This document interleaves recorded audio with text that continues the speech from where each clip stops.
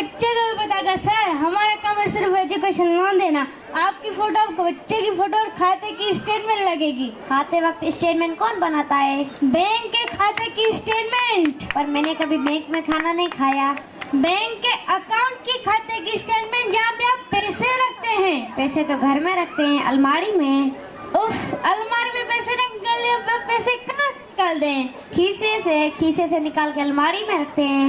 देखिए सर, मजाक मत कीजिए, आपके बच्चे के फ्यूचर का सवाल है।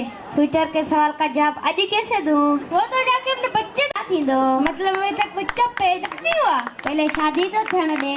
शादी नहीं हुई, बच्चा नहीं हुआ, तो यहाँ पे क्यों आ गया बे? बैंक के बाहर वेलकम लिखा था तो मैं अच्छा गया। अगर मैं कुएं पे वेलकम लिखूंगा तो वहाँ पे भी आ जाएगा।